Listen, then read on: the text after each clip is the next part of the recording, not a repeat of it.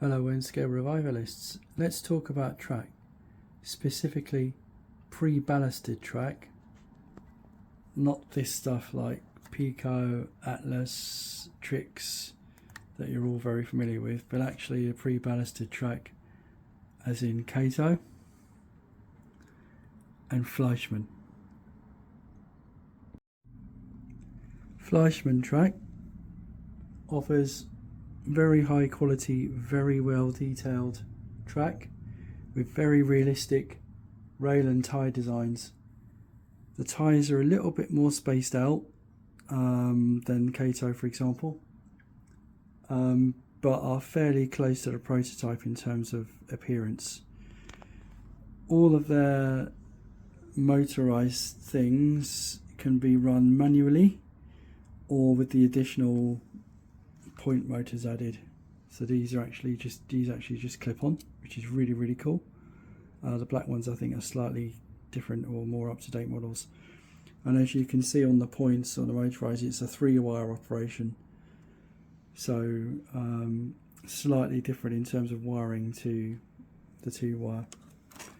I find that with Fleischmann you can have a color variation in the track. Can you see there's a slightly darker tie ballast than there is in the upper one. I'm not sure the way around it goes, but I think the upper colour, the lighter colour, is a little bit more modern and the darker colour is a little bit older. But you can see what I like about it is the ballasting is very minimal, so it's enough to give you the effect but not much of a rise in terms of the track itself. So really nice. The other thing to be very careful of are the fish plates or the rail ties, the rail joiners are quite specific for Fleischmann. It's a sort of almost like a sort of U or a Y shape there, not the normal stuff, but these are very good. I've used these on the preform layouts, of which there's a video, and you literally just put them on with the stone type grass mat, as it were, the one that looks like gravel, and they actually look really good, and there is literally no need to ballast these. I mean, you really can, but you're kind of wasting your efforts. So these are very good, quite sturdy, quite strong. In terms of track geometry, there are lots of curves, turnouts, that sort of thing. Because it's N-Scale track and I believe it's code 80, it's compatible with pretty much all N-Scale rolling stock, but as I say, the fish plates or rail ties are a little bit different, so be careful of that. Fleischmann track, not exactly cheap. You basically have to buy a starter set or a track set, or you can buy the track pieces individually. I believe they normally come in boxes of 5 or 10, so not very cheap, but I have to say it does look very good. Now let's turn to Kato, stuff that most of you will be much more familiar with. First thing you notice, look at the difference between the Fleischmann point, and I have to say, in all the years of using these, I've actually never had too many problems with these at all in terms of derailments or whatever. And now we go to the Kato number 6. As most of you know, the number 4 point can be problematic, so I don't use number 4s as much as or I avoid them, I should say, as much as I can. And the track geometry is massive, so there's a huge difference between the Fleischmann point, which only comes in one type, but you can get a 3-way point, and the Kato number 6, which is, to be honest, it's humongous. Second thing you notice, the Kato is all the motorized Kato points, which are motorized by default, which is actually a really nice thing, are 2-wire operations, so you need a different way to wire them up. What I do like about the Unitrack is you can buy it in small packs, so you're not committed to buying a very expensive track set or starter set. Generally speaking, unless I'm much mistaken, it comes to about £10 a pack. So for example, you generally either get 4 pieces, as in this, or 2. The ballasting itself, to be honest, it's not bad. The problem I have with it is that it's very, very high up. Don't know if you can see that very well. There you go. It's very high up, so effectively if you are going to ballast it, as in put real ballast on it and not just use it as it is, it's quite a lot of effort, and you have to cover the sides, plus you've got to be very careful not to get anything in there, into the switch, into the moving switch parts. I guess the best thing about the Unitrack is that the unit joiners, this effectively takes most of the strain off the track.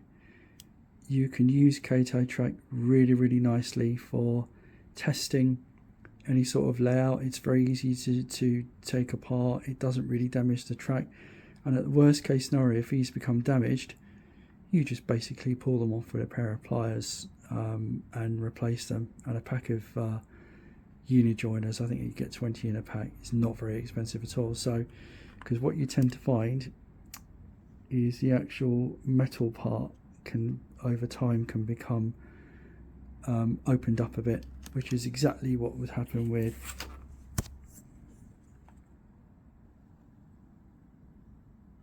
can't really see that, but there we go, the Fleischmann. This is, I mean, that's typical on just about every single sort of traditional rail joiner, including, you know, these old guys here. You pull the joiners off, put new joiners on, but eventually they become worn out. But with the Unitrack, you literally just pull, this whole plastic piece just comes off, and you just replace them, which is absolutely wonderful. Plus the fact, as I said, it really does take the strain off the track itself. In terms of track geometry, if I can get my teeth back in, Kato has a much more advanced track geometry than Fleischmann. So you can get curves, double sets of track, all sorts of things like that. Very, very modular, a much wider range of design, and you know, that could be very beneficial. One thing Kato does like no other track is bridges. With Kato, they're already made for you. All you need to do is attach your track, and should you have difficulty and you need to attach normal bridge track, like that stuff there, you can just use these adapters here. So effectively all these different types of bridges, and this is just a small selection, are ready to go and available on Kato. They're reliable, they have bridge guards or guardrails built in, as you can see.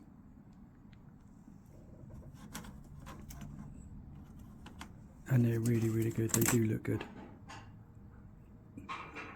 You see these on most layouts.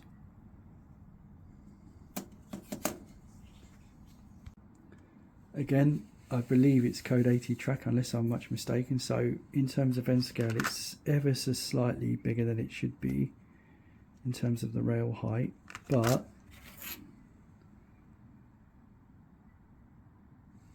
it's still good, and you're not going to have any rolling stock problems. I mean, most people kind of just ignore that. Kato is, in terms of affordability, so much more affordable than the Fleischmann stuff.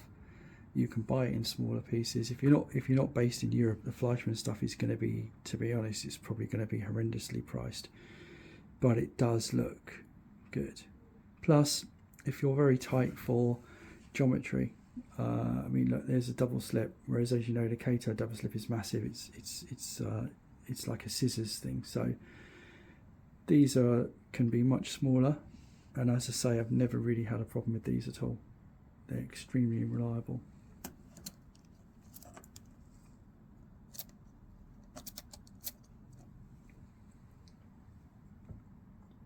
So, in terms of realism, I mean, I have to say the Fleischmann's got it. This is the sort of stuff you could buy, and depending on your ability to suspend reality or suspend disbelief, you could probably just get away with putting it down on a gravel mat, as I've said, and not particularly ballasting it. It does look pretty good. I think that's because the ballast just goes up to the rail ties and kind of doesn't go over. But Kato, with its snap, it's very reliable. It's got that over just about anything else I can think of. So it's reliable for long-term use. You can use it for temporary layouts, and yeah, you can ballast it for real. You just have to be very careful with the points.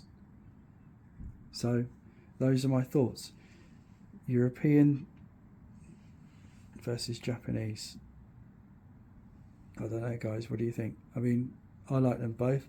I've decided after a lot of thought to go with Kato on my layout, simply because the geometry is much more advanced. You've got the double spaced pieces, you've got many more curved radii, and I'm hoping I don't regret that. I don't think I will, but it's an interesting comparison. The Fleischmann stuff, if you can get it, is not to be sniffed at. Thanks very much for listening.